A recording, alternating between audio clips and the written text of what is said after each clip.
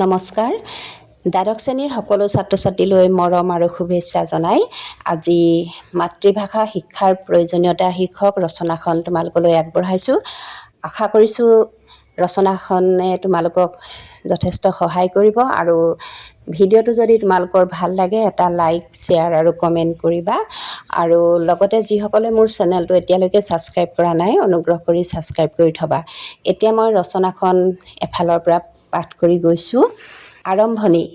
জন্মৰে পৰা এটি শিশুৱে যি ভাষাৰ জ্ঞান আয়ত্ত কৰি ভাৱ বিনিময় কৰিবলৈ শিকে সেই ভাষাই হৈছে মাতৃভাষা। সহজ অৰ্থত নিজ মাতৃভূমিত প্ৰচলিত ভাষাই হৈছে মাতৃভাষা। জন্মৰে পৰা মাতৃভাষাৰ লগত সম্পৃক্ত হোৱাৰ বাবে এই ভাষা সকলোৰে বাবে সহজে বোধগম্য। সেয়ে মাতৃভাষাটো অতি প্ৰিয়, আপোন আৰু মৰমৰ। মাতৃভূমিৰ শান্তি, সুৰক্ষা আৰু প্ৰগতিৰ বাবে যিদৰে সকলোৰে দায়িত্ব আৰু কৰ্তব্য আছে, একেদৰে মাতৃভাষাৰ প্ৰতিও সমানেই কৰণীয় আছে। মাতৃভাষা শিক্ষাৰ আৱশ্যকতা। মাতৃভাষাই হৈছে এটা জাতিৰ প্ৰথম পৰিচয়। যি জাতিৰ নিজস্ব মাতৃভাষা নাই, সেই জাতিৰ সন্মান, মৰ্যাদা আৰু পৰিচয়ো নাই। সেয়ে মাতৃভাষাটোক সমৃদ্ধিশালী ৰূপত জীয়াই ৰাখিবলৈ সকলোৱে চেষ্টা কৰা উচিত। মাতৃভাষা শিক্ষাৰ গুৰুত্ব অপৰিসীম আৰু কোনেও তাক নুই কৰিব নোৱাৰে। মাতৃভাষা শিক্ষাৰ যোগাত্মক দিশসমূহ এনেদৰে আগবঢ়াব পাৰি। এটি শিশুৱে বিদ্যালয়ত প্ৰথম খোজ দিওঁতে মাতৃভাষাৰ বাদে অন্য ভাষাৰ জ্ঞান নাথাকে। গতিকে শিক্ষাৰ মাধ্যম যিয়েই নহওক কিয়, শিশুৱে যদি মাতৃভাষাত প্ৰকৃত অৰ্থ আৰু জ্ঞান আয়ত্ত কৰিব পাৰে, তেতিয়াহে সেই শিক্ষা ফলৱৰ্তী হয়। শিক্ষাৰ প্ৰকৃত উদ্দেশ্য হৈছে জ্ঞান আয়ত্ত কৰা। ভাষাৰ অন্তৰায়ৰ বাবে যাতে শিশুসকল জ্ঞান লাভৰ পৰা বঞ্চিত নহয়, তাৰ বাবে প্ৰাথমিক পৰ্যায়ৰ পৰা মাতৃভাষাৰ শিক্ষা দিয়াটো অতি প্ৰয়োজন। এই ক্ষেত্ৰত শিক্ষক, অভিভাৱক সকলো সচেতন আৰু দায়বদ্ধ হোৱা দৰকাৰ। এটা জাতি তেতিয়ালৈকেহে সগৌৰৱে জীয়াই থাকে যেতিয়ালৈকে মাতৃভাষাটো জীয়াই থাকে। গতিকে মাতৃভাষাক জীয়াই ৰাখিবলৈ সকলোৱে শুদ্ধ ৰূপত ভাষাটোৰ চৰ্চা অব্যাহত ৰাখিব লাগিব।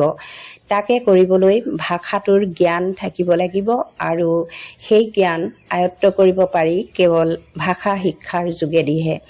শিক্ষাৰ মাধ্যম ইংৰাজী বা অন্য ভাষা হ'লেও সমান্তৰালভাৱে মাতৃভাষাৰ যথোচিত জ্ঞান আয়ত্ত কৰাটো একান্তই প্ৰয়োজন।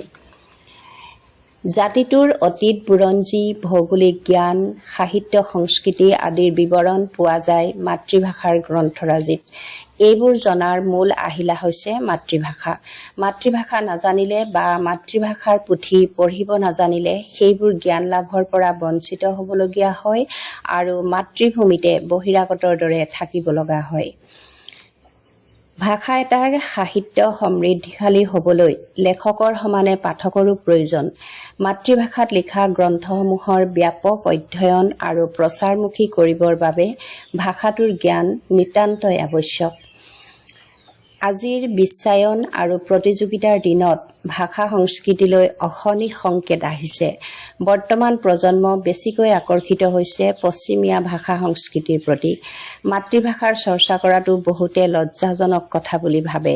ভাষা সংস্কৃতিৰ এনে দুৰ্যোগৰ সময়ত আমি প্ৰত্যেকেই উঠি অহা প্ৰজন্মক মাতৃভাষাৰ প্ৰতি আকৰ্ষিত কৰি মাতৃভাষাৰ শিক্ষা দিয়াৰ ক্ষেত্ৰত সংকল্পবদ্ধ হোৱা উচিত। সামৰণি। সাহিত্যাৰ্থী লক্ষ্মীনাথ বেজবৰুৱাদেৱে কৈছিল, স্বদেশ আৰু স্বজাতিৰ উন্নতিৰ মংগল মন্দিৰৰ সিংহদুৱাৰ হৈছে মাতৃভাষা। গতিকে স্বদেশ আৰু স্বজাতিৰ উন্নতিৰ বাবে আমি প্ৰত্যেকেই দায়বদ্ধ হৈ নিজ মাতৃভাষাক শুদ্ধ ৰূপত চৰ্চা কৰা আৰু শিক্ষা দিয়াৰ সময় সমাগত। মাতৃভাষা শিকাৰ অৰ্থ এইটো নহয় যে আমি অন্য ভাষা শিকিব নালাগে। আজিৰ বিশ্বায়নৰ যুগত ইংৰাজী ভাষা শিকাটো অতি দৰকাৰী। কিন্তু ইংৰাজী বা অন্য ভাষা শিকিবলৈ আৰু চৰ্চা কৰিবলৈ যাওঁতে মাতৃভাষাটোক যাতে অৱজ্ঞা আৰু অৱহেলা কৰা নহয়, তাক সকলোৱে উপলব্ধি কৰা উচিত। মূল থাকিলেহে গছ থাকিব।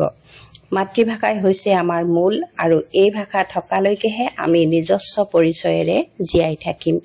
ছাত্ৰ ছাত্ৰীসকল, ৰচনাখন আছিল ইমানেই আৰু মই আশা কৰিছোঁ ৰচনাখনৰ পৰা তোমালোক উপকৃত হ'বা আৰু আজিৰ ভিডিঅ'টো মই ইমানতে সামৰিছোঁ। চাই থাকিবা আছামিজ পাঠশালা।